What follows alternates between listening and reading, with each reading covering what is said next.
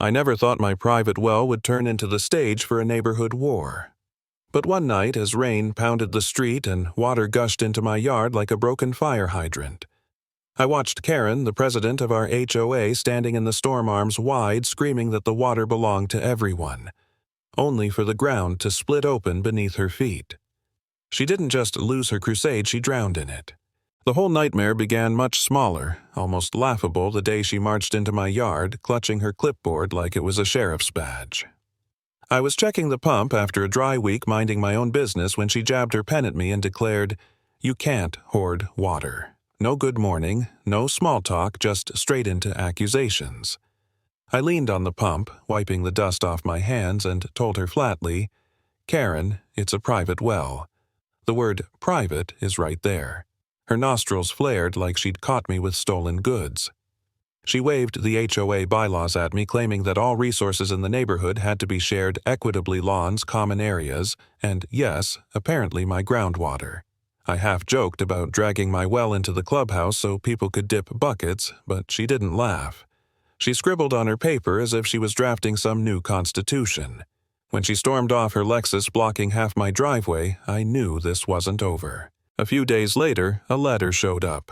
Not from a lawyer. Karen wouldn't waste money unless it was on handbags, but typed in Times New Roman with the HOA logo slapped on top. She demanded I open the well for community use within 2 weeks. I tacked it to the fridge with a cow-shaped magnet and forgot about it. But Karen didn't forget. Soon after, I caught her crouched behind my shed, hose in hand, trying to attach it directly to the well spigot. When I asked what the hell she was doing, she straightened her blouse and said she was conducting an inspection. Inspectors don't usually sneak around with plastic hoses. 2 neighbors stopped to watch as she twisted at the locked spigot. The lock clinked. She stomped her foot like a toddler. Denied candy and stormed off, muttering about legal recourse. That was only the beginning. At the next HOA meeting, she stood in front of the room with a slideshow titled, "Our Water, Our Future."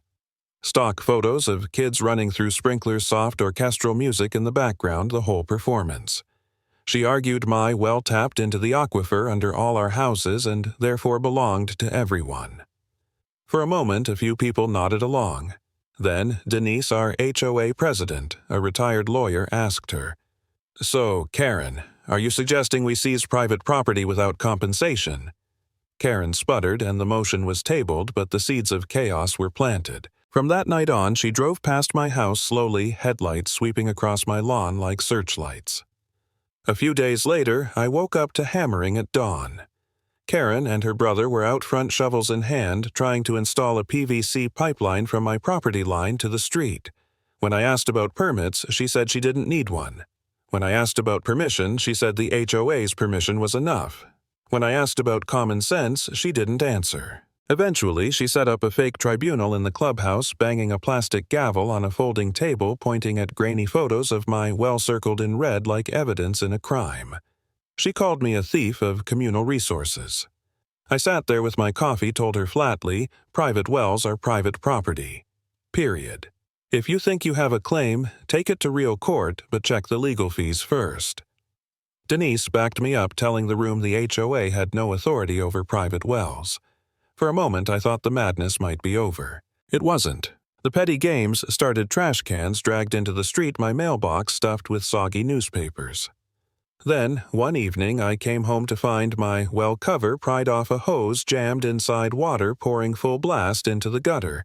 That wasn't just childish, it was theft. I confronted her the next day as she pruned her roses. I told her if she touched my property again, I'd take it straight to the sheriff. She leaned in, close perfume, choking, and hissed, "Do it.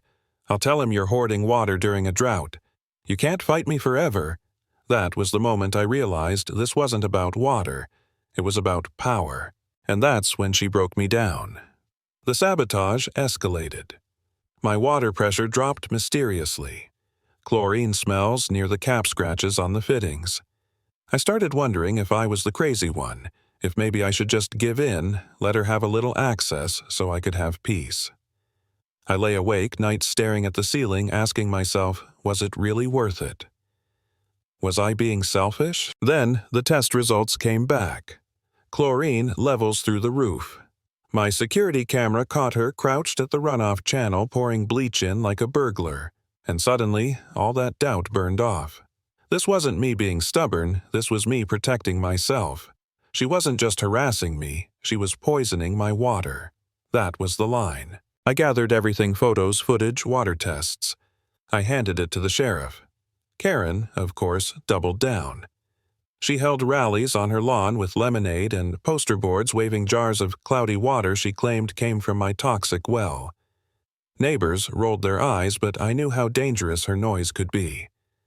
Lies don't have to be believed by everyone, just enough people. So I showed up at her rally with my folder, displayed the photos of her pouring bleach, the video of her brother slashing my pipes. Gasps rippled through the crowd. Denise raised her voice. "Karen, enough. You've embarrassed this neighborhood long enough." Her lemonade table emptied out, and for the first time, Karen stood alone. But humiliation didn't stop her. It fueled her. She tried to dig a trench toward my well with a rented backhoe, only for the teenage operator to walk off when she couldn't show him a permit. She installed a sump pump in her bushes, trying to tap underground water illegally until the county shut it down. And then the storm hit. That night, rain hammered the street. Gutters overflowed, drains clogged. I checked my well cover and froze the lock had been pried off. A hose snaked from Karen's gutters, pouring rainwater straight into my system. She stood across the street, drenched arms out like some prophet screaming, "Let it flow. Let the water belong to all of us." Lightning lit her up. Grin, manic eyes wild. I ripped the hose out, but the damage was done. By morning, my pump was sputtering and her basement was flooded. Neighbors whispered, watching her scream in her driveway, pointing at me like I'd sabotaged her. Still, she pushed. Flyers on doors, emails to the board, even a pool set up in her front yard, filling it with water stolen from my spigot. I pressed charges. She showed up in pajamas days later, pounding at my well cap with a crowbar, screaming, "It's mine. You can't hoard it forever." I recorded her, handed it to the sheriff, and finally charges stuck. But Karen didn't go down quietly. A week before her court date, I woke to the roar of heavy machinery. She'd rented a drill rig trying to bore her own well. Except she hit a sewer line. The stench was immediate sewage flooding her driveway as neighbors gagged. The county slapped her with massive fines, ordered her to pay for repairs. That night she screamed across the street, "You think you've won? I'll drown you first." Her voice cracked, but I could hear the desperation. And then came the finale. A humid evening cicadas buzzing. When I heard it, the hiss of water. I ran outside to find my well cap smashed, pipes yanked, loose water spraying everywhere. Karen stood there, soaked crowbar in hand, shrieking, "You can't keep it forever. It's ours." Neighbors poured out phones, recording as the yard filled with water. I shouted at her to stop, but she laughed, high-pitched, wild. Sacrifices must be made. History will remember me. And then the ground gave way. The sudden release of pressure collapsed the soil. A sinkhole yawned open, sucking mud water and everything nearby. Karen slipped, shrieking, clawing at the edges. Deputies arrived, tossed her a rope. For one breathless moment I thought she might make it, but her muddy grip slipped and she went under. They pulled her out minutes later, limp and lifeless. The neighborhood stood in stunned silence. Some whispered tragedy, others inevitability. The sheriff turned to me, mud on his boots, and said, "This wasn't your fault." But as I watched Karen's ruined house fade into darkness, I realized something: she'd never wanted my water. She'd wanted control, and when she couldn't have it, she drowned in her own madness. Sometimes the biggest flood isn't water at all. It's entitlement breaking every barrier until it finally collapses on itself.